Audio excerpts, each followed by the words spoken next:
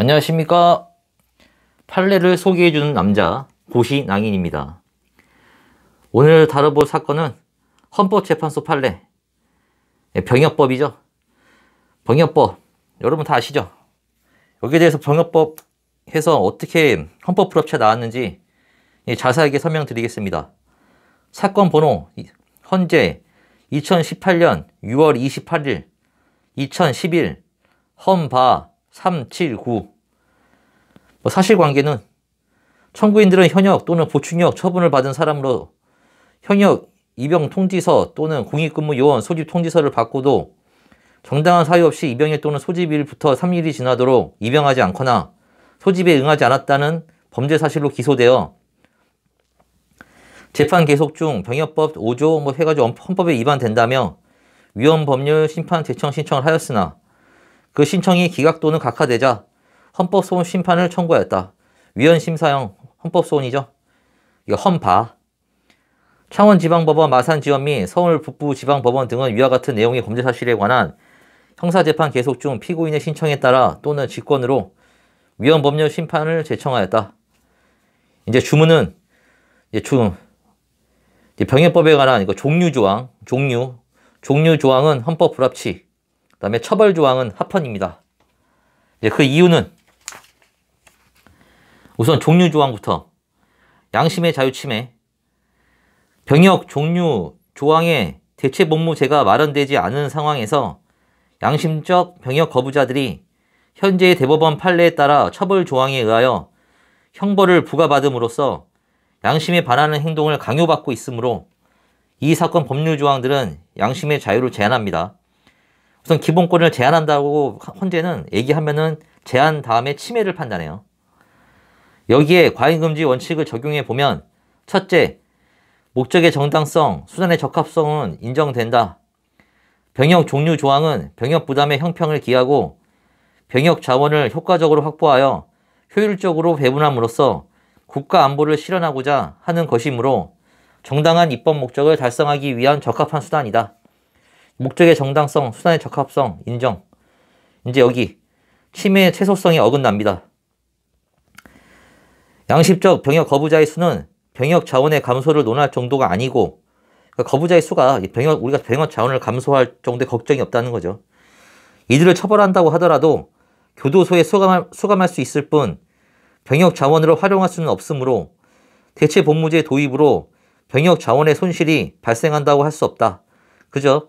이 법이 있어가지고 처벌해봤자 이 사람들이 교도소에 가기 때문에 병역 자원이 바뀌는 게 없어. 그 손실은 메꿀 수가 없어요. 전체 국방력에서 병역 자원이 차지하는 중요성이 낮아지고 있는 점을 고려하면 대체 복무제를 도입하더라도 우리나라의 국방력에 의미 있는 수준의 영향을 미친다고 보기는 어렵다. 그저 지금은 이제 국방력이 국군의 수로 결전하는 게 아니죠. 이제 과학이 판치는 세상에 그 인원이 얼마나 영향을 끼치겠어요, 전쟁에. 근데 국방력의 수준에 영향을 미치지 않습니다. 또한 국가가 관리하는 객관적이고 공정한 사전심사 절차와 엄격한 사후관리 절차를 갖추고 현역 복무와 대체 복무 사이에 복무의 난이도나 기간과 관련하여 형평성을 확보해 현역 복무를 회피할 요인을 제거한다면 심사의 곤란성과 양심을 빙자한 병역 기피자의 증가 문제를 해결할 수 있다. 따라서 대체 복무제를 도입하면서 병역 의무의 형평성을 유지하는 것은 충분히 가능하다. 자꾸 이게 문제 나온 게 그거예요. 이 사람들이 이제 종교적인데 정말로 이 사람이 종교 때문에 가는 건지 정말 거짓말 하는 건지 어떻게 구분을 할 수 있느냐. 이제 그거는 이제 심사를 좀 더 엄격하게 하면은 보완할 수 있을 거라 저는 생각합니다. 의지 문제죠.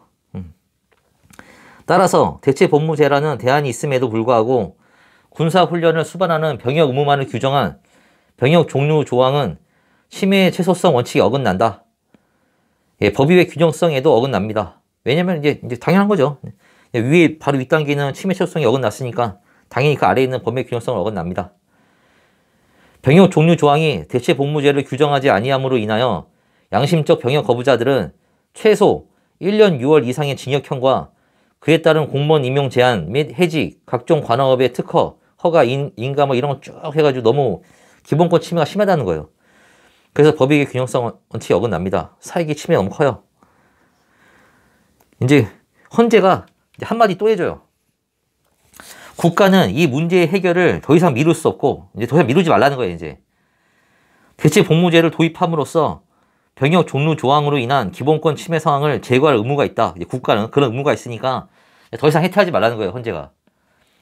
멋있죠? 다수결을 기본으로 하는 민주주의 의사결정 구조에서 다수와 달리 생각하는 이른바 소수자들의 소리에 귀를 기울이고 이를 반영하는 것도 관용과 다원성을 핵심으로 하는 민주주의의 참된 정신을 실현하는 길이 될 것이다. 아, 문장 멋지죠? 이제 국가 이제 반감만 하지 말라는 겁니다. 헌재가 가끔씩 이렇게 멋진 얘기도 해줘요. 이제 거기서 이제 헌법 불합치. 이제 처벌 조항은 합헌. 왜 합헌을 냈느냐? 처벌 조항은 목적의 정당성, 방법의 적정성 당연히 충족하죠. 침해의 최우성도 충족합니다. 우리나라에서 병역 의무를 이행하는 사람들은 엄격한 규율과 열악한 복무 환경에서 각종 총기 사고나 폭발물 사고 등 위험에 노출되어 있고 복무 기간 동안 신체의 자유, 거주 이전의 자유, 사생활의 자유 등 기본권도 제한받는다. 이러한 부담을 회피하기 위해 각종 탈법, 불법 행위가 자행되기도 하므로 병역 기피 행위에 대한 강제수단으로서의 형사처벌은 불가피하다. 우리나라의 안보 상황은 여전히 엄중하므로 다른 나라에서 대체복무제를 시행하고 있다는 것이 우리나라가 대체복무제를 도입해야 하는 근거가 될 수 없다. 쭉 얘기합니다. 대체복무제 도입은 국가 공동체가 양심적 병역 거부에 대한 합법성과 정당성을 인정하는 문제이고 국방 의무는 국가 공동체의 정체성을 확보하고 그 구성원의 생명과 자유, 안전과 행복을 보장하는 문제이므로 대체복무제의 도입 여부는 규범적 평가 이전에 국민적 합의가 선행되어야 한다. 그런데 아직 이에 대한 국민적 합의가 이루어지지 못한 것으로 보인다. 이와 같은 상황에서 양심적 병역 거부자에 대한 형벌을 부과한다고 하여 침해의 최소성 요건을 충족하지 못한다고 볼 수 없다. 그러니까 이제 합헌이란 거예요. 그래서 이제 결론은 이제 대체복무제를 집어넣지 않는 종류 조항은 이게 헌법 불합치 위헌, 이제 처벌 조항은 합헌이라고 헌재가 얘기했습니다. 진작에 나왔어야 되죠. 이제 이 젊은 애들이 군대 안 갔다고 감옥 갔다 오는 게 좀 현실적으로 좀 불합리하다고 생각합니다. 그럼 오늘 병역법 사건은 여기까지. 구독, 좋아요 꾹 눌러주세요. 다음에 뵙겠습니다.